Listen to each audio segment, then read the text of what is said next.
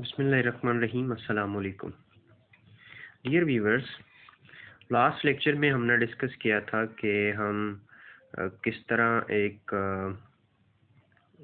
तरह हम एक बुक का रेफरेंस दे सकते हैं। ठीक है, लेकिन आज के लेक्चर में हम ये डिस्कस करेंगे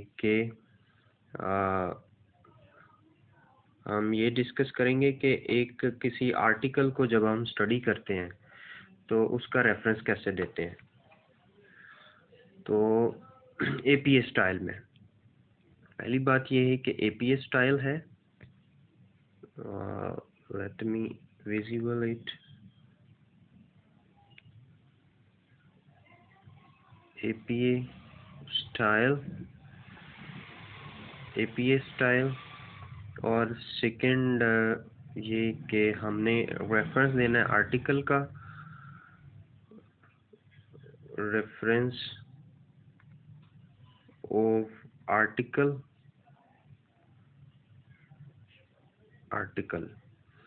रेफरेंस आर्टिकल का कैसे देना है। इसके लिए कल हमने जो फार्मूला पढ़ा था वो पढ़ा था हमने एप टैप, लेकिन ये थोड़ा फार्मूला चेंज है। रेफरेंस जो हम आर्टिकल का देते हैं इसमें थोड़ा बहुत चेंज है, और ये फार्मूला जो है अगर हम इसकी बात करें तो I am going to write this formula is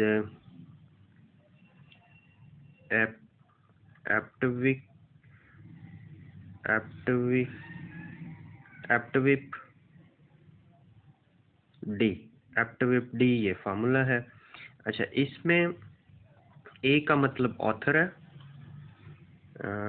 a stands for author name यानी जिसने उसको लिखा, और पी का मतलब पब्लिश्ड ईयर यानी जिस साल में ये पब्लिश हुआ, और इसके बाद टी का मतलब है टाइटल ऑफ आर्टिकल,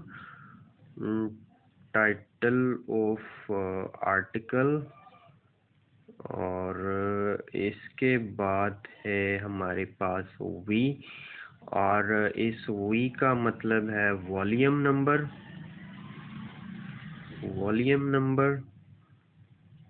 और इसके बाद हमारे पास है आई, और इस आई का मतलब होता है कि वॉल्यूम का एक इशू नंबर भी होता है, तो आई का मतलब है इशू नंबर। ठीक है, इशू नंबर के बाद हमारे पास है पी, तो पी का मतलब भी यहाँ पे जो है हमारे पास वो पेजेस है, यानी हम जब आर्टिकल को स्टडी करते हैं तो को पेजेस की रेंज होती है, पेज नंबर 5, 4, 5, 6, जो मतलब जहाँ कहीं से भी हमने पढ़ा होता है। ठीक है, और लास्ट पे है डी, और डी का मतलब होता है डेट ऑफ इंफॉर्मेशन, क्योंकि आर्टिकल जो हैं वो किसी वेबसाइट से डिलीट भी हो सकते हैं, तो जिस डेट को आपने उस आर्टिकल को वहाँ से देखा पढ़ा उसकी एक डेट होती है। अच्छा, अब ये फार्मूला लगा के हमने क्या करना होता है कि हम रेफरेंस देते हैं जहाँ से हमने स्टडी किया होता है। अब लेट्स सपोज के एक आर्टिकल है cost and benefit for costing for CPEC, और उसको दो ऑथर्स ने मिलकर लिखा है, तो वो कैसे लिखेंगे। मतलब लेट्स सपोज के उसका प्रिंसिपल ऑथर एक मैं हूँ, ठीक है, मेरा नाम है इकबाल आरिफ नकवी, तो मैं सबसे पहले जो सरनेम है नकवी वो लूँगा, ठीक है, और उसके बाद कॉमा, और फिर मेरे इकबाल आरिफ, उसके मैं फर्स्ट लेटर कैपिटल यहाँ पे यानी ए आई इस्तेमाल करूँगा, और उसके बाद दूसरा एक ऑथर है सैयद ज़ीशान ज़फ़र, तो इसका जो सरनेम है वो है ज़फ़र, तो सबसे पहले मैं उसका ज़फ़र लिखूँगा और कोमा लगा के दूसरा उसका जो पहला नाम है वो है ज़ीशान, तो मैं उसका फर्स्ट लेटर कैपिटल में लूँगा। ये ऑथर्स के दोनों के नाम आ गए, और उसके बाद हमने बात की थी कि हम ईयर ऑफ पब्लिकेशन की बात करेंगे, यानी पब्लिश्ड ईयर की बात करेंगे। तो अगर वो पब्लिश हुआ 2018 में तो 2018 हम ब्रैकेट में ले लेंगे, और पब्लिश्ड ईयर के बाद हम लिखेंगे टाइटल ऑफ आर्टिकल, या फुल स्टॉप लगाने के बाद टाइटल ऑफ आर्टिकल। टाइटल उसका था कॉस्ट एंड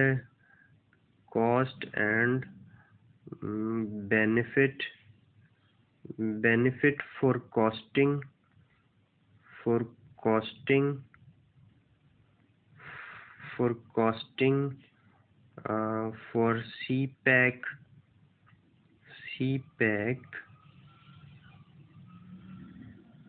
CPAC इसका कैपिटल होना चाहिए, फॉर CPAC, ठीक है। और इसके अलावा ये जो टाइटल होता है, टाइटल के अलावा यहाँ फुल स्टॉप लगाने के बाद एक होता है टाइटल ऑफ पीरियोडिकल, ठीक है।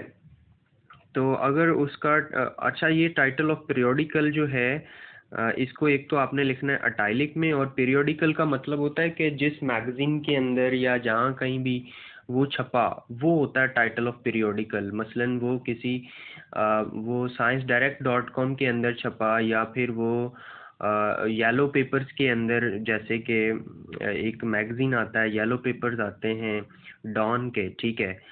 तो या इसी तरह कोई भी डेली मैगजीन है उसके अंदर आता है, या लेट सपोज के मैं कहता हूँ कि वो डॉन डेली डॉन के अंदर वो पब्लिश हुआ, तो आपने इसको अटाइलिक में लिखना है। एक तो मेरे पास यहाँ पे अटाइलिक अवेलेबल नहीं है, लेकिन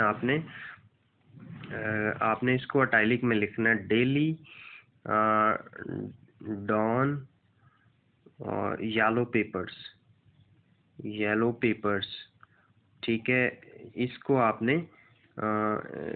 आपने अटाइलिक में लिखना है, और इसके बाद कॉमा का इस्तेमाल करते हैं, ठीक है। उसके बाद एक वॉल्यूम नंबर होता है, ठीक है ना, वो वॉल्यूम देते हैं, वो किसी न्यूमेरिकल फिगर में होता है। मतलब लेट सपोज के वो जो वॉल्यूम है वो उसका वॉल्यूम है 17, ठीक है, 17 उसका वॉल्यूम है।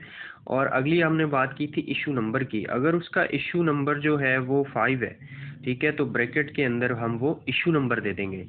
और उसके बाद मैंने बात की थी कि जहाँ से आपने उसको स्टडी किया है उसका पेज नंबर 2, 3, 4, 5, 6, तो अगर आपने पेज नंबर 2 से 3 तक उसे स्टडी किया है तो ये पेजेस की रेंज यहाँ पे दे देते हैं। उसके बाद फुल स्टॉप लगाने के बाद डेट ऑफ इंफॉर्मेशन का मतलब ये है कि आपने जिस डेट को स्टडी किया, अगर आपने उसे 2020 में स्टडी किया है, ठीक है, मतलब ये डेट ऑफ इंफॉर्मेशन कंपलसरी नहीं होता, लेकिन अगर आप दे दें तो आप अच्छे रिसर्चर कहलाते हैं। तो उसके बाद आप डेट इंफॉर्मेशन जो है अगर वो देना चाहें, यानी आपने उसे स्टडी किया 5 में, आपने उसे स्टडी किया 5 मई को, तो आप उसे लिखेंगे 5 और 2020, ठीक है। तो ये डेट ऑफ इंफॉर्मेशन होती है, लेकिन ये डेट ऑफ इंफॉर्मेशन जो है ये देना कोई ज़रूरी नहीं होता, ये ऑप्शनल होता है, ठीक है। अगर आप चाहें तो डेट ऑफ इंफॉर्मेशन दे दें, चाहें तो नहीं, ठीक है। तो ये तरीका था कि जिस मेथड से हम एपीए स्टाइल के अंदर किसी एक आर्टिकल का रेफरेंस देते हैं, ठीक है। तो होप सो कि यू अंडरस्टैंड अबाउट दिस। आप इसको देखिएगा, इसको लर्न कीजिएगा, जहाँ भी आपने रिसर्च करनी हो, जहाँ कहीं आर्टिकल से आप डाटा उठाते हैं तो आपने इस तरह रेफरेंस देना है, ठीक है। इंशाल्लाह अगले क्लिप में हम बात करेंगे कि वेबसाइट का रेफरेंस कैसे देते हैं, ठीक है। तब तक आप अपना बहुत सारा ख्याल रखिएगा और इसको देखिएगा। और अगर आप हमारे चैनल पे नए हैं तो काइंडली आप हमारे चैनल को सब्सक्राइब कर लें, क्योंकि हम इस तरह के इंफॉर्मेटिव वीडियोस आपके लिए लाते रहते हैं। वसलाम।